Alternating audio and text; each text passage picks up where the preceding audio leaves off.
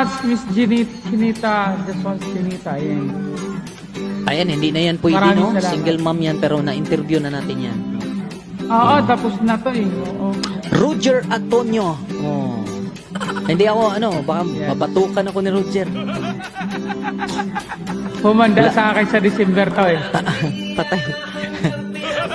December 19 po. Ayan, parang kumbaga, yun na yung binigay kong date ni Michelle. December 19. Pero Miss tinanong Ria, niya ako, ikaw ba busy sa work, Miss Ria? tinanong niya ako kung, kung kailan daw yung gusto ko umuwi. Pero, topic muna tayo. Mag-usap. Kasi Topic muna tayo. Kunwari, mga single dad tayo. Sige. Ako, brother. Ako, may anak ako dun sa una ko. Sige. Yun, naranasan ko, brother, syempre, yung first na yung maglaban ng lampin na may mga dugo. Yes. Mga pinagduguan ba pag nanganak? Naranasan ko yun. Naranasan ko yung ganun. Siyempre, di ba yung inuunan, ililibing mo yun. Hindi mo itatapon yun. Yes, Tinatapon nyo ba? Hindi. Sino nagtatapon ng inunan? Ako. Kasi yung iba, brother, nalaman ko, tinatapon nila eh. Ako yung nililibing ko. Nililibing ko. So, ko muna sa lata. Tapos yung mga, correct. yung baka sa mga matatanda kung ano nila mga Sabi nila kasi, pag inilibing mo daw yung inunay, hindi raw magiging sakitin yung bata. Totoo ba yun? Hindi daw yung ng dapuan ng sakit, yung gano'n-gano'n ng mga sakit, lalo na pag mga hindi daw eh.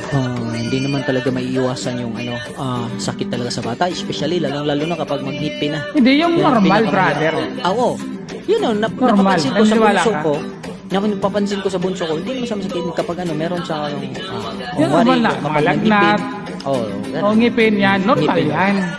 Pero yung sabihin mo ng mga malalalang sakit. Brother, nililibing ko siya nung malapit sa, tingnan mo yung may yung may bubong, tapos may maanuhan ng tubig. Ganun. Palagi siyang ano ba yan? Matamaan, no? Pag gusto yung mulan, natatamaan siya ng tubig, ganun. Diyan ko nililibing. Naniwala naman ako. Ito si Miss Joanne. Si Miss Joanne, brother, single mom to. Miss Joanne, single mom ka, di ba? Interviewin natin to, brother. Miss Joanne, ating ka-OPLS. Pero brother, balikan natin yung paglilibing mo, di ba, sa may agusan ng tubig. Bakit mo doon inililibing? Sabi kasi nila, yung kapag dyan mo nililibing, yung bata talaga, kumbaga, saglit lang. Welcome sa segment ng Oma% Live Story. Yan. Hosted by John Crush. Crush ng bayan, pwedeng tikman, pero bawal ang kinin. Ang aking partner... At ako naman po, ang boy, simpatiko ng Cebu. Walang iba, si Stefano Augusto. Kahit walang magic sarap. Macharap. Ayan. Welcome, Ate Joanne, good sa evening. aming live Naglalag siya. Naglalag ka ba? Ang aming topic ngayon is single mom. Ngayon gusto namin may mga itanong sa'yo at ikwento mo rin yung mga karanasan mo about sa pagiging single mom mo. Ate Joanne, okay lang ba? Kaya. Kaya naman. Kaya naman. Kaya. Hindi ako totally na single mom. Kasi nga, Ay, ganon? nung pinanganak ko yung anak ko, namatay talaga sila. So, Ibig sabihin niya, may asawa ka? bago kami naghiwalay ng asawa ko, patay na yung mga anak ko.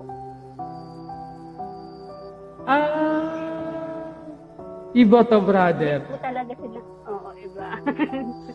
So, Parang, tanong ko lang? hindi. Kasi single na siya ngayon eh. Kaso nga lang, nung naging single siya, ngayon single. wala na. Wala na yung Oo. anak niya. So, tanong ko lang, ilang taon ka nung that time na nagka-asawa ka? Actually, nag-asawa ko is 28. 28. Nagkaroon kami ng anak, 30. 30. Exacto 30 ko ng nagkaroon kami ng first baby. Tapos, 30 years old ka na. So, Ika.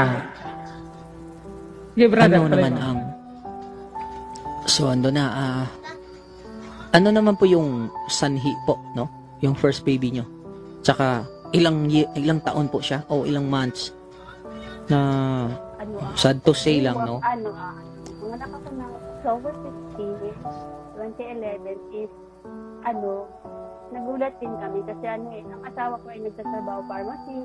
Talagang complete ako sa vitamin. Sumobra pa nga kung kasi nasa pharmacy yung... Miguel Absert, Oma. So, nung nangyari yun, kinabukasan, nagulat kami na comatose yung anak ko. Ay, ganon. Ganun ba? Tsaka ano naman yung pero hindi nyo ba na-admit nyo yun? Na-admit nyo? Oo, nangalit ko kung cesarean. Cesarean? Napakahirap yun, brother, no? Mahirap yun, no? Cesarean, ano? So, ang laki ng gastos nun, cesarean. Oo, kasi Oo. sa private hospital ako nag-CS. Good evening. Good evening kay Auma, partner. Mau, take your time, Mau. Ayan. So, ayun, Take your tuloy time, natin. Mau. At saka, ano naman yung sanhi po? O, kumbaga, kumatos. Nakumatos siya. Ano daw Bakit po, kaya? Strange Ano lang yung- yan, doktor. Ang meron lang talaga nito 10 to 5% na baby. Kasi ang niya is, yung puso niya, namaga yung puso niya, yung connected na ugat papunta sa brain niya, hindi nagpa-function. So, na-coma siya so hindi, umiyak lang siya nung nilabas, tapos na-coma na siya. Ay, ganon. Parang, kumbara naalala ko yun kanina. Ano lang, brother? Kung hindi talaga yun namatay yung kapatid ko, no? Kapatid ko sa ama, kapatid ko sa ina, siguro meron akong kapatid na babae ngayon. No, parang ganun yung nangyayari din. No, kasi hindi yung mama ko, hindi kasi yung nanganak sa ospital. Alam mo na, yung mga sinaunang panahon. Sinaunang Ano lang panahon, yun? brother. Yung mga mananabang lang. Mananabang. So lumabas naman yung bata talaga, tapos umiyak. Tapos mga ilang oras, wala nang pulso, wala na. Yan. So ang sabi ng mananabang, kumbaga merong nakaina, siguro meron akong kapatid na babae ngayon. Yung parang ganun yung nangyayari din. No, kasi hindi yung mama ko, hindi kasi yung nanganak sa ospital. Alam mo na, yung mga sinaunang panahon. Sinaunang Ano panahon, lang yun? brother. Yung mga mananabang lang. Mananabang. So lumabas naman yung bata talaga, tapos umiyak.